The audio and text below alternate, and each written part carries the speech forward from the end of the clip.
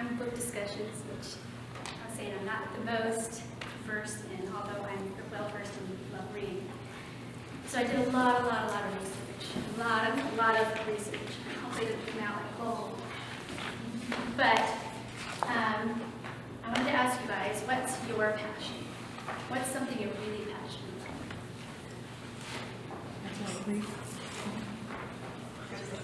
Good books.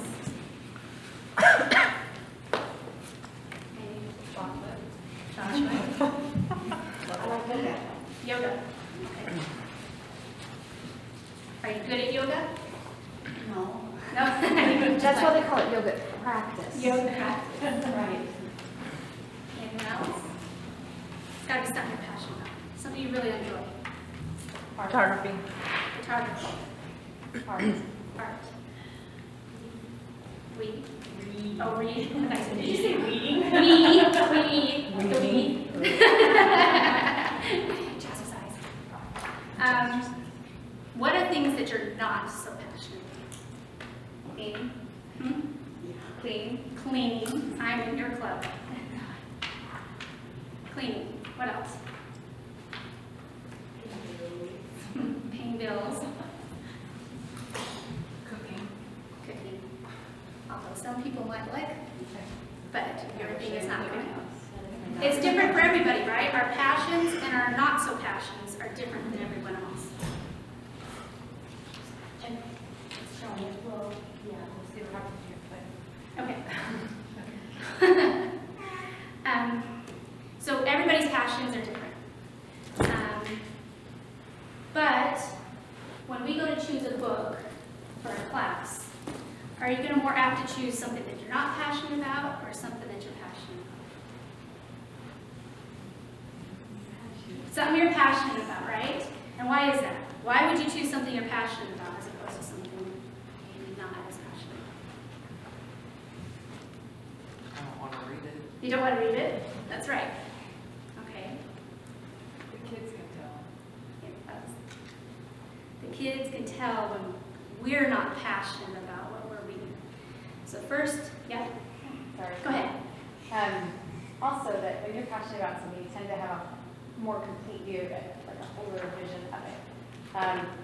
The less known and the more well known, or the negatives and positives, and to engage people in your passion, to invite them with unexpected things they wouldn't have found out otherwise. Like it gives you really just this huge arsenal to invite them to be fascinated with you. True. Yes.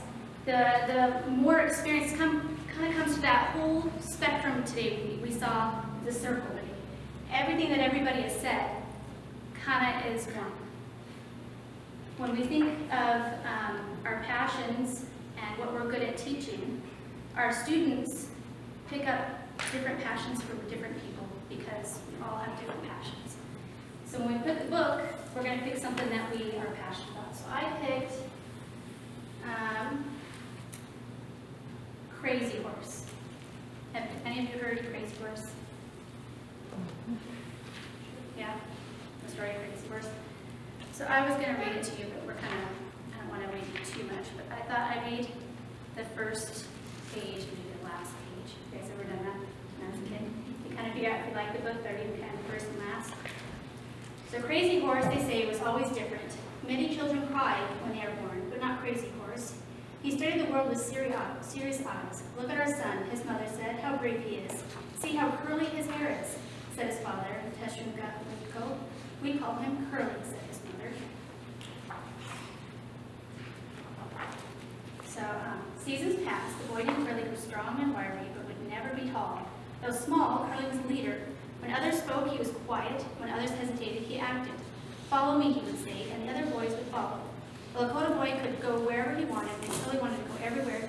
He led his friends to swim in the river and ride far off in the plains. He followed them up the highest cliffs and where eagles nested. Be brave, he told them. If we're brave, we can help our people.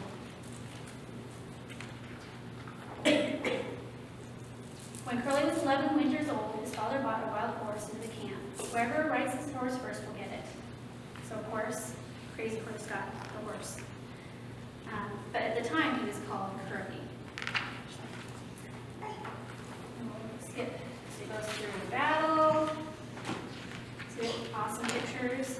actually a Lakota illustrator that kind of designed it the way that the books were written, that the original Indians drew from.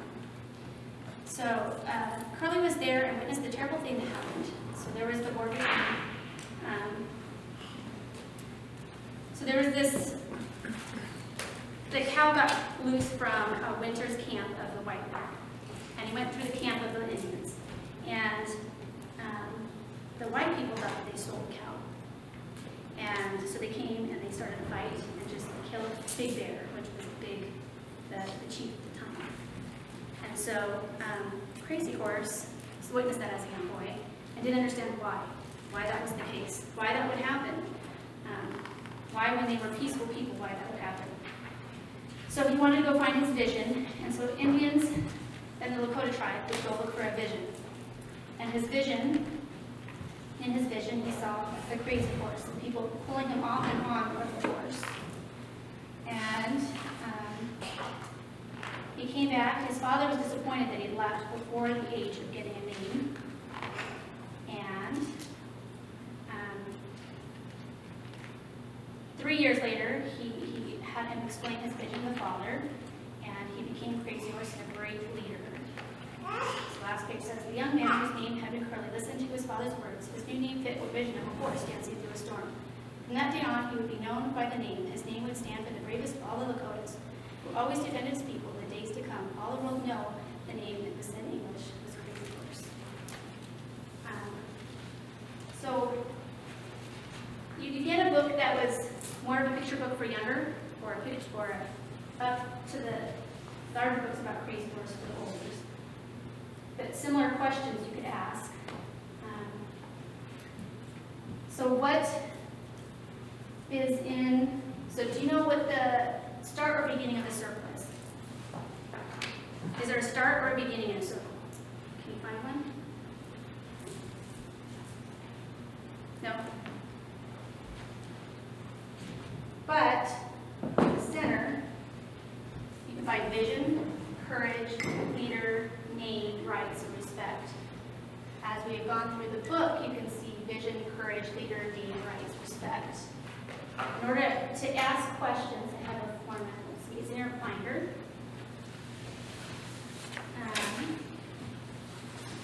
As I looked, many teachers and mentors said the best way to structure a book discussion wasn't to just stand and do the fisheye. They call it a fisheye. We ask the questions and we expect the answers. Because it's going to be the extroverts or the people that know the answers, and then some of the people who may not necessarily know all the answers. And they said the best way, like I said, choose something they're passionate about, and how can you relate that to them. So it's really cool. There's like 15. There's low prep ones, high prep ones, and kind of medium prep ones. And I would like to do one with you guys. If you guys want to get up and try one, it has to do with the circle, concentric circles. Is that too much to have everybody stand up and do a circle? No. Okay. You can do it. Let's do 2 quick circles.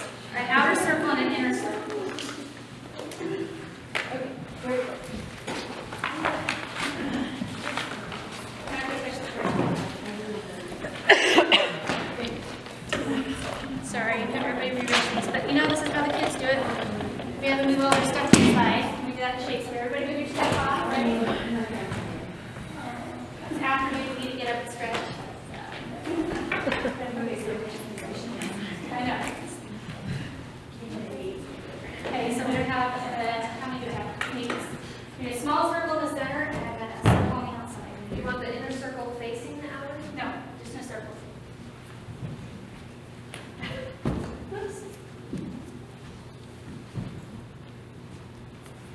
Okay, so if you can, is there enough people to match up with the centers? Do you have someone to match up behind the centers?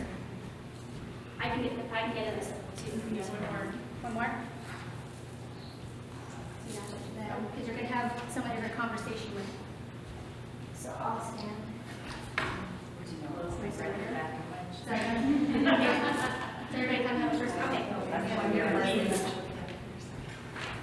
So I'm going to throw out a question. Actually, Yes. so Julie,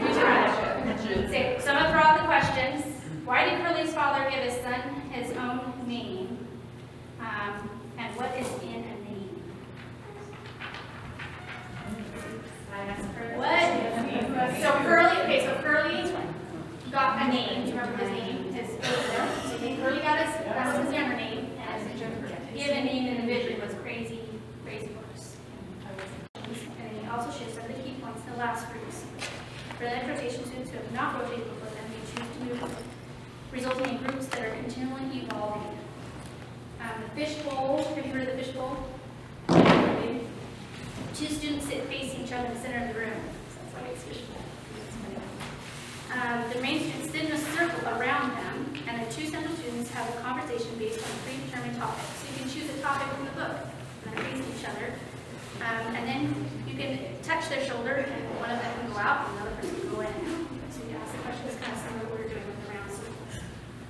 Hot seat, one student assumes the role of the book character, significant figure in history or concept. Sitting in front of the rest of the class, the student responds to classmates' questions will stay in character in that role. That's kind of a fun one.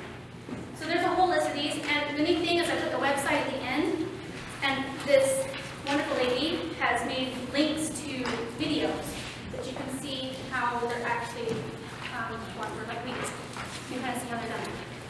And that gives you different ideas of how to format the structure of a discussion.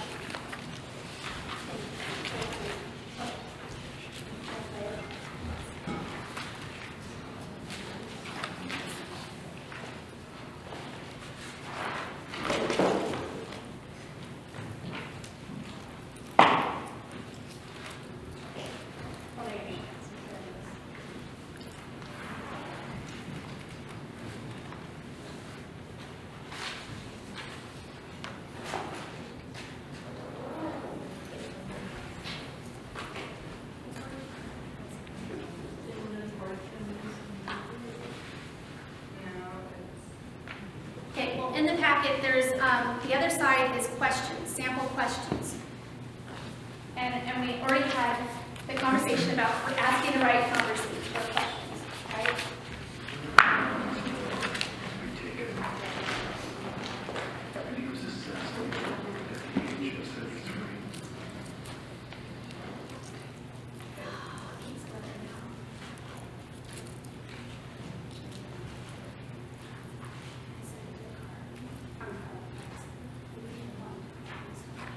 We can do that at the end. Anyway, I have some really cool things to show.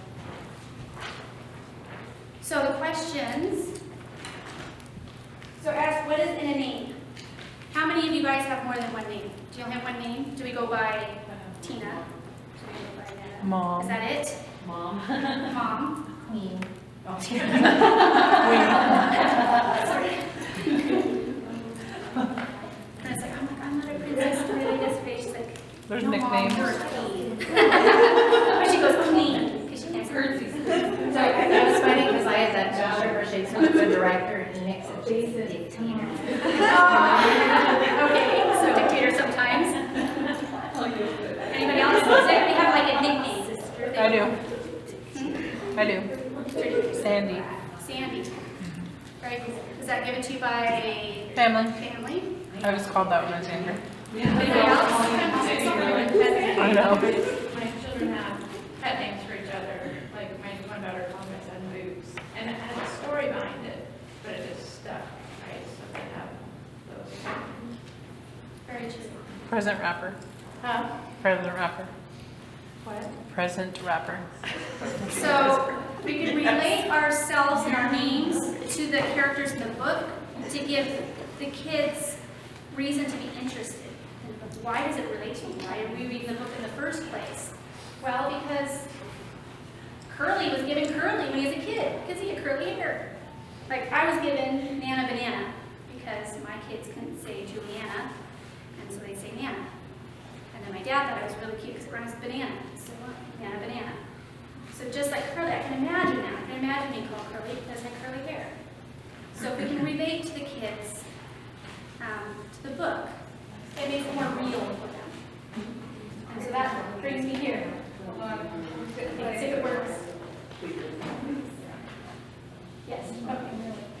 Okay. Oh, I don't know what that. There we go. We make it personal for the kids. They can know that it is real for us. We do enjoy this. We have experienced this. So this is Crazy Horse in Wyoming. And you could relate the story of, I could relate the whole story to them. And then this is a video that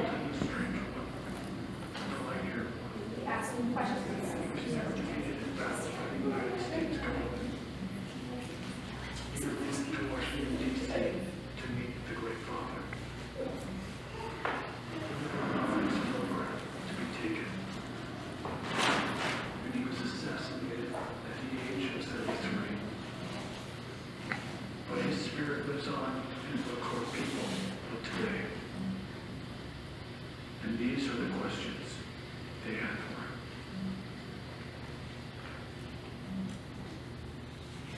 Pashunke Witro, known as Crazy Horse, he's a real mystical figure. He's the attitude that we carry every day to maintain our way of life. The last few hundred years, the last 200 years, were not really a good time for the Lakota. On September 6th of this year, we had contact with the newcomers, as we call them, from my band, which is the Winnicott, which is Crazy Horse's band. We call the non-Indians newcomers. And he was killed as the last free man in this continent here. He was killed because of his attitude that this land belongs to the Lakota. Now, to be Lakota in this world just doesn't mean that you're born and you live and you take all the resources and not give anything back. But the Lakota, they lived and they existed with the environment, with the trees, with the grasses. They never camped in any one area for any long periods of time because they'll damage everything. So they'd have a base camp, they move. And Kashunka Witko today, what he represents to the Lakota people is the freedom that we're seeking to go back towards our way. And I believe Crazy Horse is not here no more, but his spirit lives on within us. You know my father? Correction, I know your father. I hate to tell you this, but he died a long time ago. No, wrong again! He's alive, and I show him to you. You follow Rafiki, he knows the way. Come on.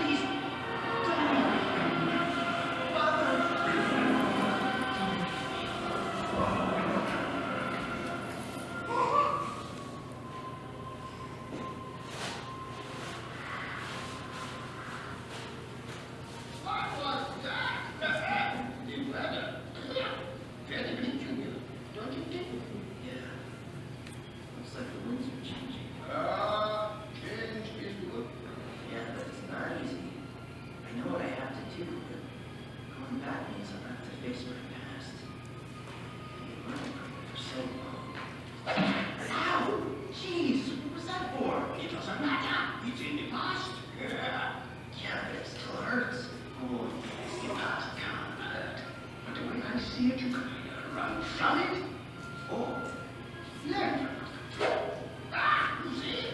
So how can you go and do? First, I'm gonna take your stick. No, that's it.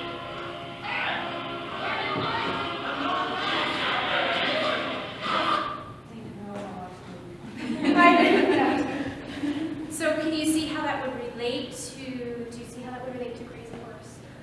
Or to the kids? On a weighted level that you can talk to them about how we all experience loss, we all experience hard things, as we were talking about lately. And still be a leader, and still be strong. Michael, he had a vision of his father and forgot who he was. Crazy Horse knew who he was. You can relate to that to the kids. And it's a great way to use media. So I also have in there the Crazy Horse discussions. We kind of went through questions and circles. And for younger kids, you can do maps and they can do literature drawing if they can't write, or part of discussion, like we talked about, how some of us use different mediums. Social studies, they can figure out the history of Crazy Horse, the land, make posters, vocabulary, you can draw verbs, have them act out the verbs, make it exciting activities within the discussion for younger. I think that's all I've got. Any thoughts or ideas or? I have a question. Oftentimes the kids don't read the book. Or when they come in and then we have discussion, then they're inspired. Yes. How can we inspire them before we have the discussion so that they'll want to come? I've read it. See, if I were to go about it, I would probably show my photo book stories of where I went to Crazy Horse, because that's something I was passionate about, and tell my side of the story of what I experienced, and then hopefully get them excited to learn, and then give them just a little plot synopsis, like kind of what happened in the book, but not the whole thing. Well, I wondered that too. Sometimes is it because they don't have access to the book really easily? And sometimes they don't get the book like the week before, so they can't read it.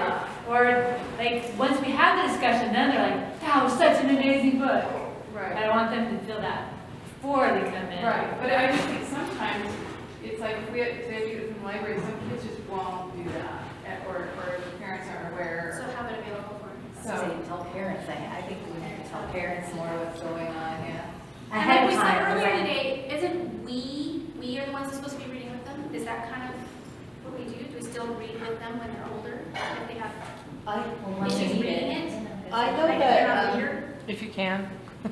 I know that Julie Waddell, like with Spencer Waddell, would read through all the books for scholar classes, but she's kind of in a place where she can do that, right? So she would read and discuss them with him, and because they had barely read a book before they were 12 because of dyslexia. And so I think it's very interesting. That's not always an possible based on where we are raising our families. But the other thing that I feel like I've done, like there was a book I wanted to introduce to my kids, and we started listening to it in the car. And I also got it in the book format. The audio. And so by them starting to listen to the story and listening to an audio format, then Mariah, like we didn't finish listening to it in the car, and I had it in the house, and she went and picked up and finished reading it. So I think sometimes I forget about that, you know, get it on audio as much as possible as well. Exposing to it first. I like your idea of doing some kind of presentation before, Yeah. like enough time for them to then read the book before you have the discussion. But I remember in my AP high school classes that we would discuss throughout, like, you know, we would be assigned to read a certain number of chapters, and then we would get together and talk about those chapters. Yes, that would be the way I would. So I would like to see that happen more, because especially if it's a bigger book, So I haven't it's hard seen to the remember what discussions you're in the reading. older group, like how that, I mean, we read Julius Caesar play, but that's a little different than book. But Julius Caesar, you discussed You it. discussed, yeah, that's kind of how we did it. We just discussed sections of it each week. So usually do you have just one discussion? Is that how we Yeah, do that's how we've been doing it. with Oh, all the the Shakespeare? No, No, the they're all yeah, Every the- class, we do one book discussion. Okay, So, yeah, I think I would that's see great. that breaking it up would be, I think that's a great idea. I think the other thing is I'm a slow reader, and it's really hard for me to complete a book. And I think that, like one of my kids, and I find that there was a book that Mariah already read half of when we had a discussion. And after our discussion, we didn't give away too much, but she had read half of it, and then she went home and she finished it. So I think it's okay to, yes, it's ideal for them to come to class already read it, but for me, if I read half a book, it's about the process. And it's so different for every child. Some are voracious It really readers. is. And I just feel like I learned and I gained from that, and then I want to go and finish it because I'm halfway in it and I have it. So it would be nice if they came to class, but I just feel like we also need to look at the success, like the progression, have we inspired them to finish it? and maybe not in this period of time that they're gonna read that, but later on, they'll think, I remember hearing about this, and this is something I'm interested in. It just depends on what they're needed at that time. I forgot what I was gonna say. I'll remember in a minute. Priscilla? I was just thinking maybe for kids who just aren't reading the book, what if we just did excerpts of what we're discussing, like of the questions that you're going to ask them about, during a book discussion, have them let's read this page together, and then I'll ask the question. So at least they have a little piece of. It's kind of like I did today. Read a couple pages and then ask a question off of that page. Yeah, and then the kids who read the book will get the whole idea. whole idea. But then the kids who don't know what's going on, which has been my son sometimes, he'll at least kind of have an idea. I agree. I remember what I was gonna say.